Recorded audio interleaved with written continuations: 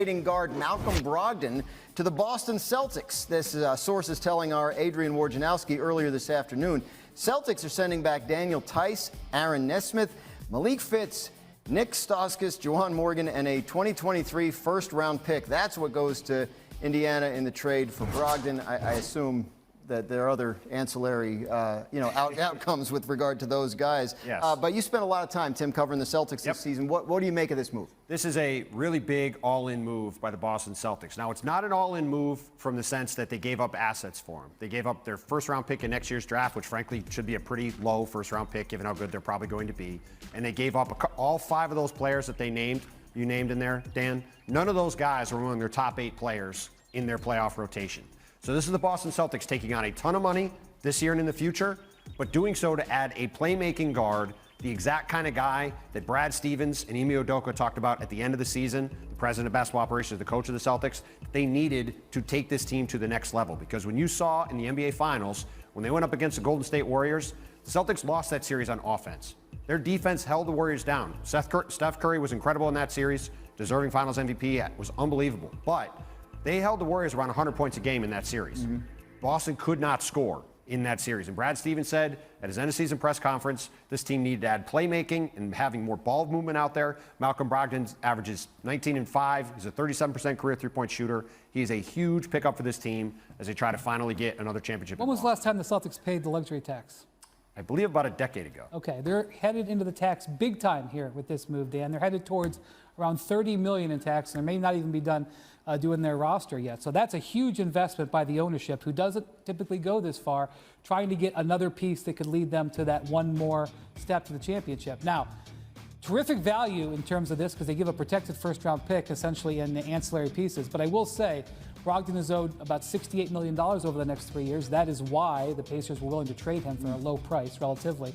And he's had injury problems. He's averaged about 48 games over the last 3 seasons. Last year he played 33, to your point. I think 36, but whatever it was.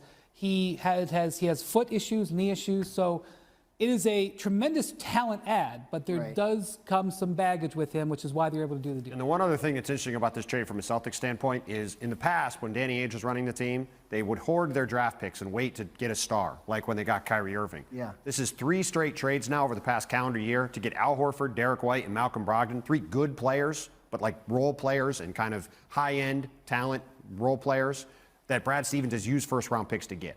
And it's been a marked change in strategy, and it was a big reason why the Celtics got to the finals last year, and it's why they're hoping to get back there again. Right. I mean, they're right there. You talk about taking them to the next level. That's literally 2 more wins, That's right? To get a championship. So do you make them the favorite coming out of the East again next year? Well, I think the East is a little bit bunched together, and let's see where Kevin Durant ends up. Great point. Because if he shows up in Miami in the fall, we may have a different discussion. Yeah, I mean, look, I think as of right now, given the uncertainty in Brooklyn, and, I mean, we said before we thought the most likely outcome is for Durant to go to Phoenix. This is a huge move for me. I thought the Bucks were the favorite in the East. Right now, if Malcolm Brogdon's healthy, I think the Celtics are right there. I mean, that's a really big-time move for them to be able to not only get a guy of Brogdon's caliber, but to not give up anybody credible off their roster from their rotation. I did not think they could make a move like that. Pretty big thing for them. All right, Eastern Conference champs making moves to try and get them over that 2-win hump to a title. Speaking of to the NBA Today free agency special, the Boston Celtics, they are acquiring that man right there, Malcolm Brogdon, in a trade with the Pacers, as reported by our Adrian Wojnarowski. The Pacers, they get 5 players and a 2023 first-round pick from the Celtics. Bringing in now the man who broke the news, senior insider Adrian Wojnarowski. Woj, how exactly did this all come to fruition?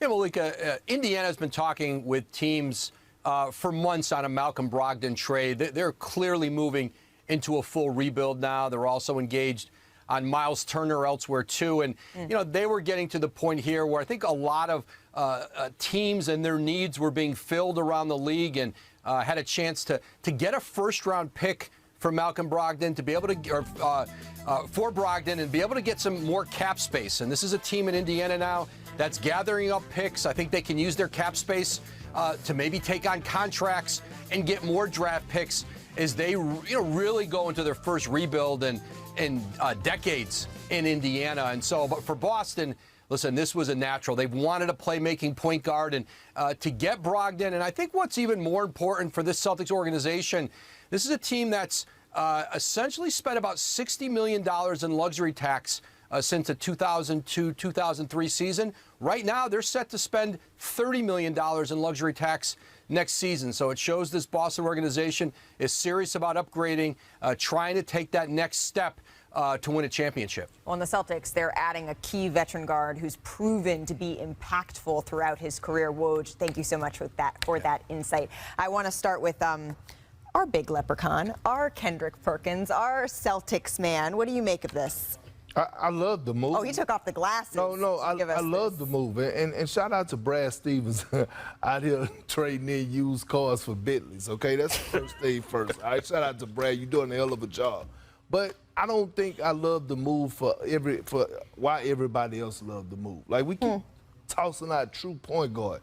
Malcolm Brogdon is a hell of a player. I think he's more of a combo guard. If you think for 1 second that the Celtics are going to go into next year and Jason Tatum and Jaylen Brown are still going to not be primary guys that's going to be the primary ball handlers, y'all crazy. This is another piece that was brought in to complement those guys. Now, at times, can he play the point guard position and actually orchestrate the offense? Yes, I get that. Yeah. But stop labeling him as a true point guard. That's not the case. Well, Mark, you actually spoke with Malcolm. How is he feeling about all this? Oh, man, he's super excited, especially after that year in Indiana.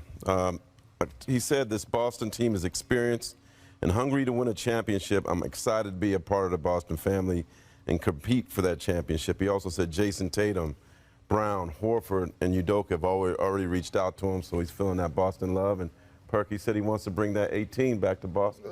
Have it this way. Yeah, and look, I don't think they necessarily need like a true point guard, but if you look at the last Marcus few years, Smart said. Yeah, but I'm saying you look at the last few years, right? Kyrie, Terry Rozier, Isaiah Thomas, right? Like, they've had a lot of success with point guards, but they just haven't had the right mix. And now that their young players have grown up and they've matured, you're right. You're not going to take the ball out of Jason Tatum and Marcus Smart and Jaylen Brown. You're not going to take the ball out of their hands.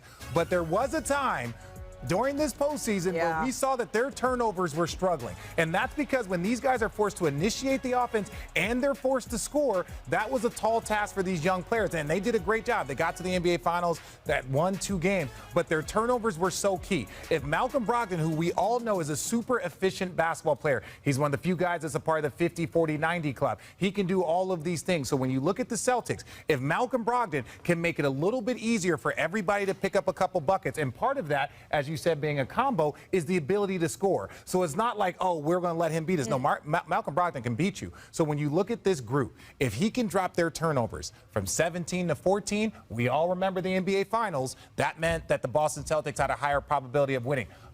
He's frustrated over here. I'm not frustrated.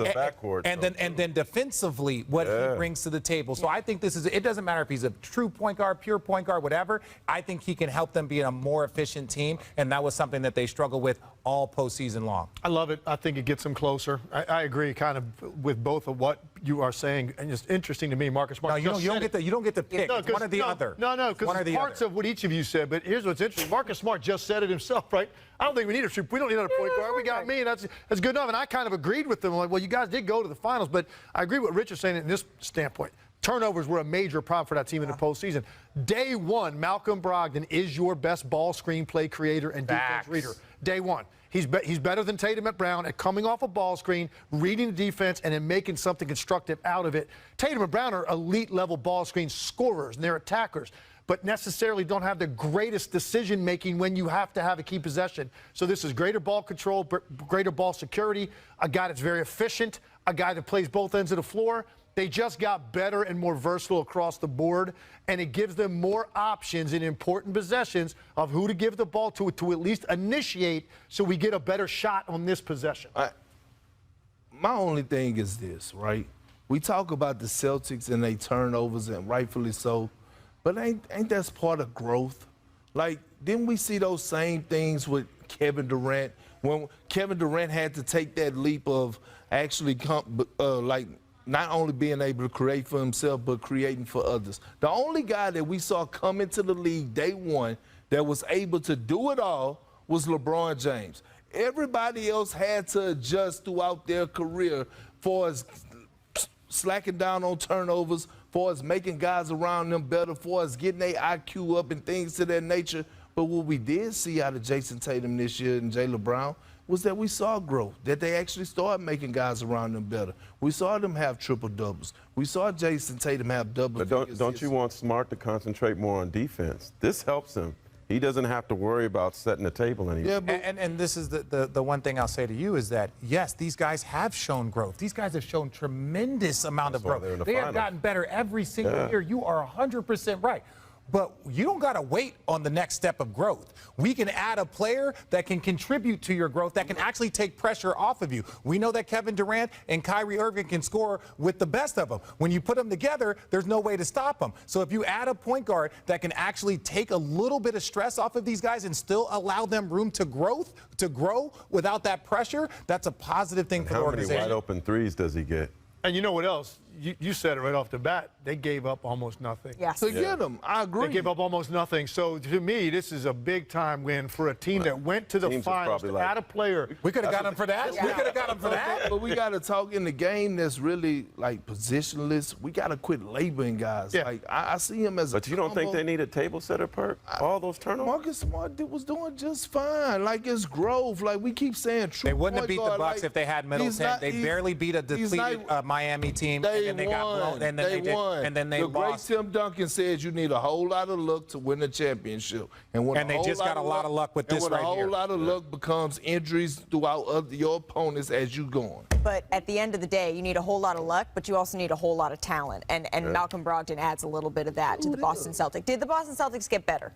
All four of us are agreeing with Perk, Yeah. and he wants to And argue. he wants to I'm not arguing with nobody, So bro. how I about just this? said about the I know you're going to want to argue about this coming up on NBA Today. How about the Lakers and Kyrie